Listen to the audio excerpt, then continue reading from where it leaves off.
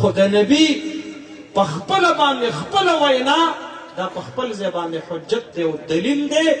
د دې وجې نه د نبي په بدلېدلو سره مذهب بدلیږي. زمونږ نبي هم هغه نبي دی کوم چې جناب نبی کریم صلی الله علیه وسلم دی او د قادیانیانو نبی بدل شوی دی. د نبی په بدلېدلو سره د دوی اتارټي بدل شوله، د دوی شارع بدل شو، د دوی وحی بدل شوله، لہذا د دوی مذهب بدل شو. دا په مذهب اسلام کې نه دی داخل، لہذا پشمیر کې چرته دا د مسلمانانو پشمیر کې را نولی. او چې کله د پاکستان تقسیم وشو، وړاندنۍ کابینه جوړه شوله، قائد اعظم محمد علی جناح صاحب گورنر جنرل آف پاکستان جوړ شو، لیاقت علی خان صاحب مرحوم هغه وزیر اعظم جوړ شو، نو وزیر خارجه ورسره سر ظفر الله خان راغی. تاریخ لیکلی دی چې کله قائد اعظم محمد علی جناح صاحب وفات شو او جنازې ته د هغه وخت شیخ الاسلام حضرت علامه شبیر احمد عثماني رحمت الله علیه وړاندې شو او مسلمانان ټول په صفونو کې ودرېدل. نو غیر ملکی سفیران چې کوم راغلي وو غیر مسلم وو، هغوی سیټ ته د احترام د وجې نه ځان له یو لاین جوړ کو، هغوی په جنازه کې شریک نشو. دا سر ظفر الله خان وزیر خارجه چې دا قادیانی وو دی لاړ او د هغې غیر مسلمه غیر ملکی سفیرانو په لاین کې پاکستان قائد اعظم محمد علی جناح په جنازه کې ولې شریک نشوي؟ نو دا د قادیانی وزیر خارجه سر ظفر الله خان د خپلې خولې الفاظ دي. یا خو به دا پاکستان یو کافر ملک وي،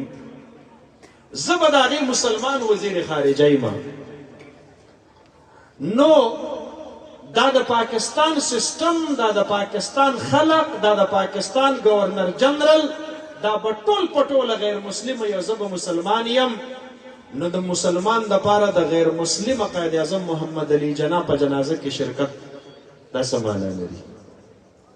او یا به دای چې زه به غیر مسلمه یم او قائد اعظم به مسلمان وي، نو بیا زه یو غیر مسلمه ده یو مسلمان په جنازه کې څرنګه شرکت وکړمه؟ نه خو مسلمان د کافر په جنازه شریکیږي او نه کافر د مسلمان په جنازه شریکیږي. د ده د خپلو خبرو دلیل دا دی چې د قائد اعظم محمد علی جناح د علامه شبیر احمد عثماني سمیت چې څومره اهل اسلام په دې جنازه کې شریک شوي دي، دوی په ځان له دین باندې دي او زه په ځان له دین باندې یم. نو کوم سړی چې خپل نبی ځان له جدا کوي، وحی ځان له جدا کوي، کتاب ځان له جدا کوي، دین ځان له جدا کوي او مذهب ځان له جدا کوي، زه په کومه کاته کې هغه د خپل ځان سره په اسلام کې شریک وګڼم؟ زما محترم ورونو، حضرت علامه زاهد الراشدی صاحب وایي وی د امریکې په سفر تللی وم، یو یهودي رانه پوښتنه وکړله. دا یهودیان په دې قادیانیانو ډېر خفه کېږي. دا اوس چې په اسرائیلو کې کوم حالات روان وو، مستقل قادیانیان دا د بیت المقدس خلاف د امت اسلام خلاف د اسرائیلي لښکر حصه وه. تاسو ریپورټس وګورئ. یهودیان په قادیانیانو ډېر خفه کېږي، عیسایان په قادیانیانو ډېر خفه کېږي. په پاکستان کې چې کوم دوس د ناموس رسالت صلی الله علیه وسلم د قانون وایلیشن وکړي، آلته د یورپین یونین نه پې پروانې شروع شي، کواسیه ملعونه ده، یورپ ته به یې راغواړي.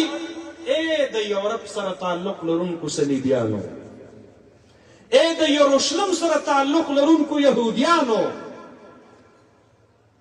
یهودیانو، تاسو عیسایان د څه د وجې نه برحق نه ګڼئ؟ د دې وجې نه چې دوی ستاسو د پیغمبر موسی علیه السلام نه وروستو د یو بل نبی یعنی د عیسی علیه السلام د حقانیت دعویدار. عیسایانو تاسو ما ولې برحق نه ګڼئ؟ ځکه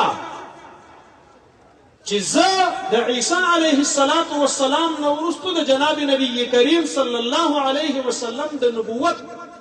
د حقانیت دعویدار یم او تاسو وایئ د عیسی علیه السلام نه وروستو بل نبی نشته یهودیان وایي د موسی علیه السلام نه وروستو بل نبی نشته نو چې بیا زه دا دعوه لرم چې د نبی کریم صلی الله علیه وسلم مبارک نه وروستو بل نبی نشته نو تاسو په جبر او په زبردستۍ سره ولې مرزا غلام قادیاني په ما باندې نبی مناوئ ای عیسایانو زه تاسو نه پوښتنه کوم ستاسو په عیسائی کلیسه کې په شلمه صدۍ کې مورمنز په نوم باندې یو مومنټ او یو تحریک راپورته کیږي چې د ځان له نبوت او د ځان له بایبل او د ځان له انجیل دعویدار جوړیږي نو تاسو په خپل عیسایت کې د عیسی علیه السلام نه وروستو د مورمنز مومنټ نفي کوئ صرف په دې وجه باندې چې په عیسایت کې دننه د عیسی علیه السلام نه وروستو د نوي کتاب او د نوي نبوت دعوه ولرله ستاسو کیتولیک چرچ ستاسو ارتوډکس چرچ ستاسو پروټسټنټ چرچ ستاسو درې واړه کلیساونه ستاسو زړې فرقې کو یعقوبیه ده کو ملکانیه ده کو نستوریه ده د عیسایت او د صلیبیت دا څومره فرقې چې دي تاسو مورمنز مومنټ د دې وجې نه نه منئ چې د عیسی علیه السلام نه وروسته په عیسایت کې د نبوت دعوه کړې ده نو په ما باندې مرزا غلام قادیاني او د هغه د نبوت دعوه ولې مناوله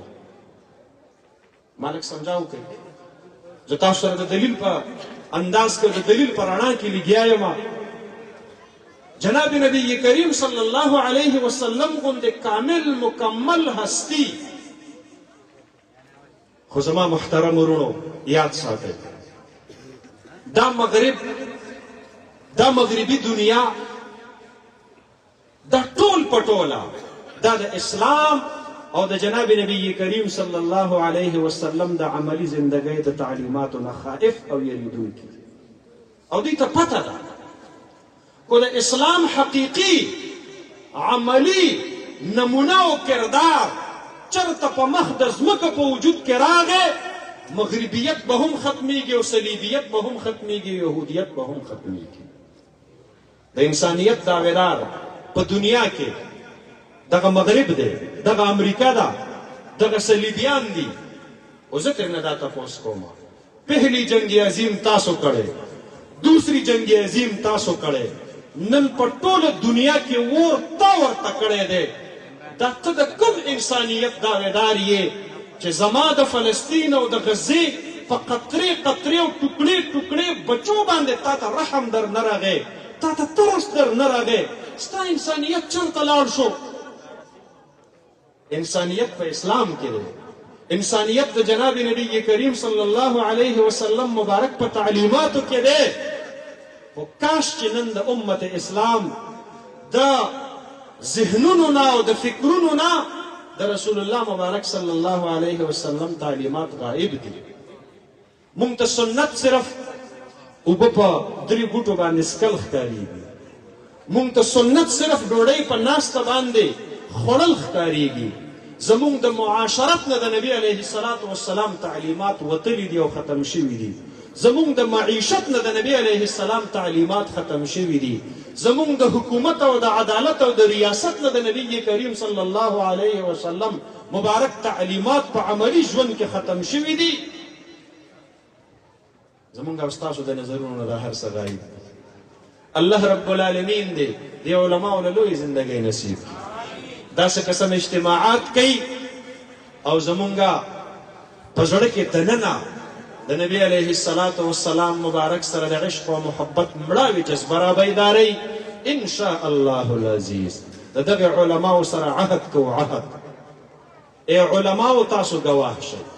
مونږ کو زمیندار یو مونږ کو سټوډنټان یو مونږ کو ملازم پیشه یو مونږ کو دکانداران یو مونږ کو د دین په ډېر علم نه پوهیږو خو په یو سیده ساده خبره باندې پوهیږو چې په کوم ځای کې د دواړو جهانو د سردار مبارک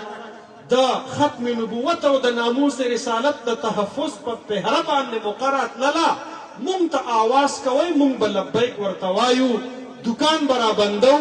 کاروبار به په هغه ورځ چوټي کوو ملازمت نه به په هغه ورځ رخصت راخلو ځکه نبي علیه السلام په مونږ باندې د هر چا نه ډېر زیات ګران دی کو زمونږ په مالونو باندې کیږي مالونه به درته حاضر وي انشاء الله کو زمونږ په جانونو باندې کیږي جانونه به درته حاضر وي انشاء الله کو زمونږ په خولو باندې کیږي خولې به درته حاضر وي انشاء الله کو زمونږ په سرونو باندې د مدینې د جانان د ختم نبوت پهره ورکولی کیږي تلي کې به مو درته کېښودلې دقه شانتې حاضر کړي وي انشاء الله العزیز عهد به کوو انشاء الله ختم نبوت به ګټو انشاء الله العزیز د چاغه داداوم د ختم نبوت قانوني ترمیم ته په کږه سترګه باندې نشي کتلی انشاء الله العزیز مونږ ټول به پهرداري کوو انشاء الله العزیز مونږ به په پارلیمنت کې هم پهرداري کوو انشاء الله مونږ به په عدالت کې هم پهرداري کوو انشاء الله مونږ به په چوک او چوراهه باندې هم پهرداري کوو انشاء الله مونږ به په علمي میدان کې هم پهرداري کوو انشاء الله او مونږ به د دغې قادیانیت سیاسي تعاقب هم کوو انشاء الله عدالتي تعاقب به هم کوو انشاء الله